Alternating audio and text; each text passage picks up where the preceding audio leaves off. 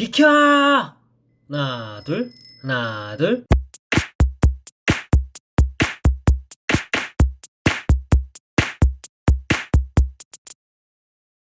안녕하세요. 웹 비주얼 아트 코딩하는 남자 코남입니다. 이번에 함께 알아볼 컨텐츠는 2단 반절형 애니메이션을 적용한 자전거 페달 효과입니다. 이전 시간에 배달하는 스쿠터 형태를 만들어 보았는데요. 이 효과의 업그레이드 버전이니 이번 컨텐츠가 어려우신 분들은 이전 영상을 참조해 보시고요.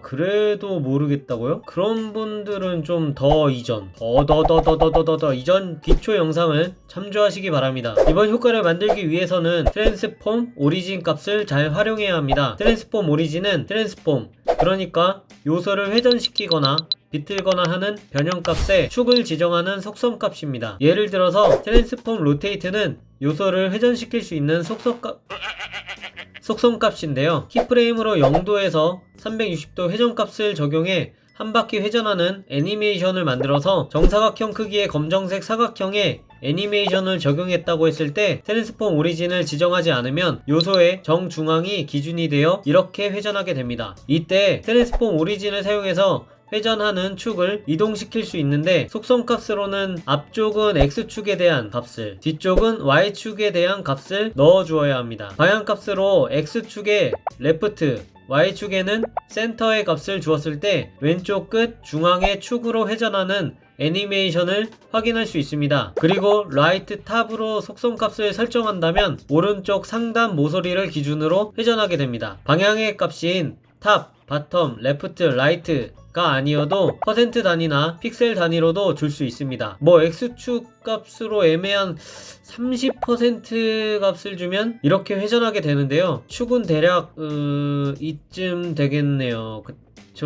저희가 함께 만들어 볼 컨텐츠는 자전거 페달을 밟는 모션입니다. 그래서 두 개의 회전값을 이용한 애니메이션에 서로 시간값을 맞춰 조절하면 마치 페달을 밟는 형태로 만들 수 있습니다. 이미지는 자전거 라이더를 일러스트로 그려서 움직일 부분과 겹쳐서 표현할 부분을 각각 투명 이미지로 저장해 두었습니다. 자, 그럼 HTML 코드를 보면서 어떻게 레이아웃을 구성하였는지 확인해 보겠습니다. 브라우저에서 가운데로 정렬하고 모든 요소를 담아주기 위한 사이클 아이콘 클래스를 갖고 있는 div를 넣었습니다. 자전거 전체 이미지에서 자전거 프레임과 몸통만 있는 투명 이미지를 불러왔습니다.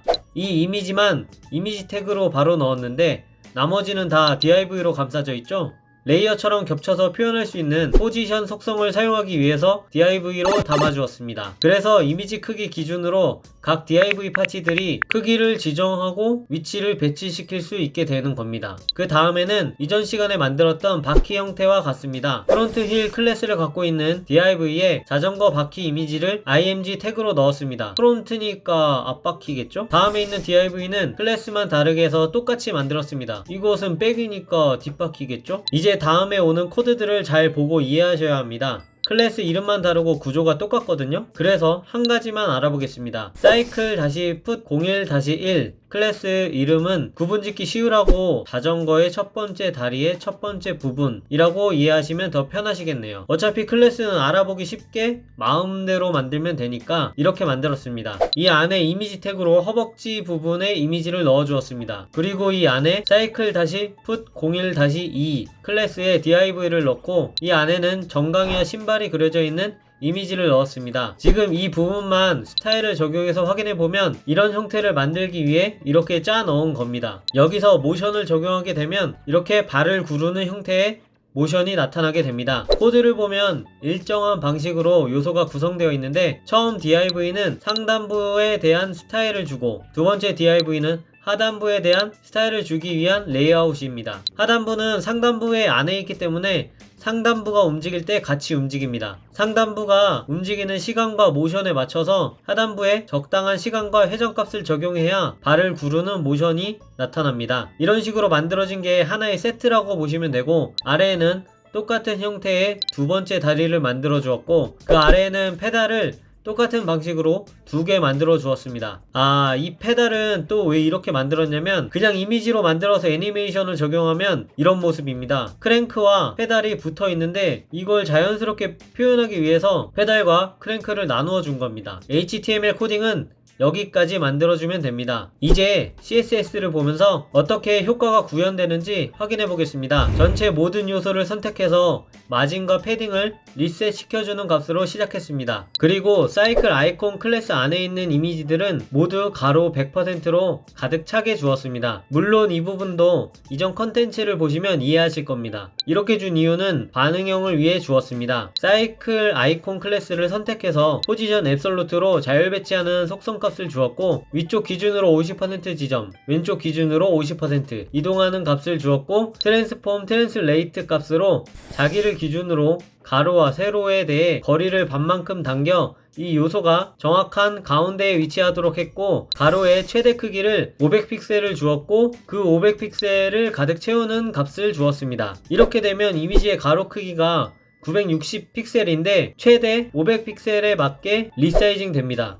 다음으로 프론트 힐 클래스를 선택해서 포지션 앱솔루트 속성을 주고 위쪽과 오른쪽 기준으로 위치를 잡고 전체 크기의 비율에 맞춰 가로값을 주었습니다. 포지션의 우선순위 값으로 -1을 주어 자전거 프레임 뒤쪽에 위치하도록 스타일을 주었습니다. 백휠 클래스도 동일하게 포지션과 위치 그리고 크기를 지정하고 프레임 뒤에 위치하도록 Z 인덱스 값을 -1 주었습니다. 자, 이제 여기서부터 관절형 스타일이라 칭한 부분입니다. 사이클 풋 01 첫 번째 클래스를 선택해서 포지션 앱솔루트로 위치 지정 스타일을 주고 위쪽과 왼쪽 기준으로 원하는 위치에 배치하도록 값을 주었습니다. 가로값은 퍼센트 단위로 주었습니다. 퍼센트 단위의 가로값을 준 이유는 반응형 웹을 위해서 부모요소 기준으로 사이즈가 줄을 때 같이 줄어들도록 하기 위해서 퍼센트 단위를 주었습니다. 포지션의 우선순위 값으로 10을 주어 제일 위로 올라오도록 하였습니다. 애니메이션 속성값과 오리진 값은 키프레임을 알아보고 다시 설명드리겠습니다. 이렇게 다리 한쪽에 스타일을 주었고 반대쪽과 그리고 페달 1, 페달 2에 대해서도 스타일은 동일합니다. 그런데 여기서 궁금한 점이 어떻게 정확한 위치에 정확한 가로값까지 나오게 하느냐, 제가 하는 방법은 크롬 브라우저나 네이버 웨일 브라우저를 이용하는데요.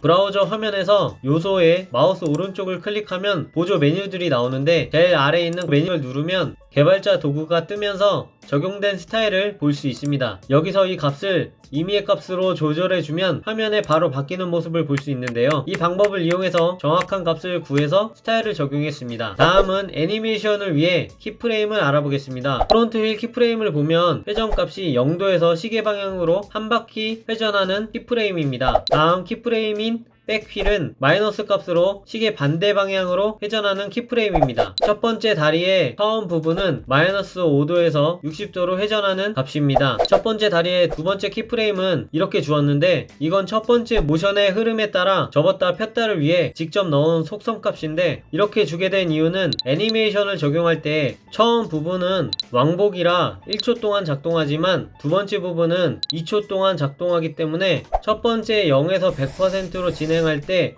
두 번째 모션은 0에서 50%가 동일한 시간입니다.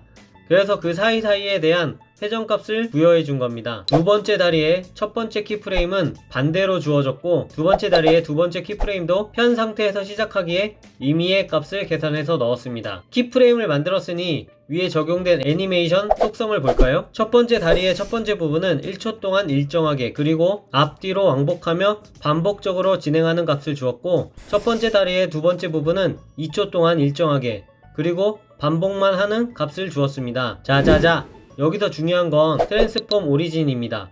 X축 15%, Y축은 가운데인 50% 지점으로 해놓았기 때문에 허벅지가 움직일 때 끝쪽에서 움직이는 게 아니라 골반? 이곳을 중심으로 움직이게 됩니다. 정강이 부분도 X축 80%, Y축 5% 지점으로 무릎이 연결되어 회전할 수 있도록 값을 주었습니다. 자, 이렇게 다 주고 결과값을 확인해보면 자전거 페달을 밟는 2단 관절형 애니메이션 완성입니다. 트랜스폼 오리진 값을 활용해서 더 다양한 모션을 만들어 보시기 바랍니다. 준비! 던! 지금까지 코딩하는 남자 코나미였습니다.